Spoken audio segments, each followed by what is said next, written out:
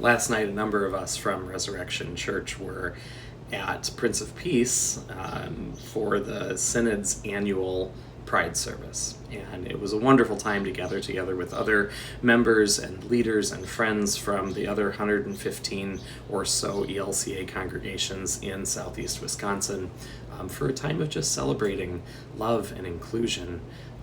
A space where we don't have to waste a single moment of energy wondering if there's somebody who doesn't belong. That's the thing I find most freeing about spaces like that, is that there's no energy wasted. Every single person who walks in belongs. Every single person who walks in is welcome. And I was thinking about this because here I was in this marvelous, welcoming and loving space last night, and then I got home and my wife said, "Have you seen what's on the news?" And I hadn't. It had been a tremendously busy day. I hadn't seen that Israel had made a preemptive strike against Iran. I hadn't seen that a Democratic senator was forcibly removed from a press conference for asking a question and interrupting. I hadn't seen those things, and so it was really easy to say, "Oh, it was a wonderful evening."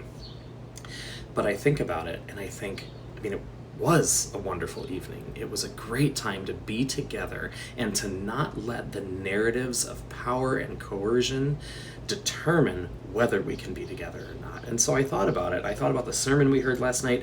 The scripture we heard last night was from Luke 4. It's from Jesus preaching in the synagogue, reading from the scroll of Isaiah, where he reads, "The Spirit is upon me because God has anointed me.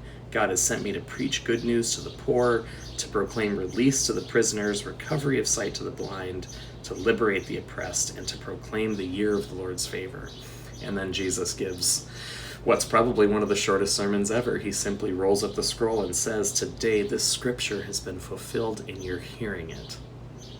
I love that thought, that simply by gathering and by proclaiming those words, there is something about release to the prisoners, good news to the poor, liberation for the oppressed, proclaiming the year of the Lord's favor, that happens, that is fulfilled simply in the act of gathering and proclaiming those truths.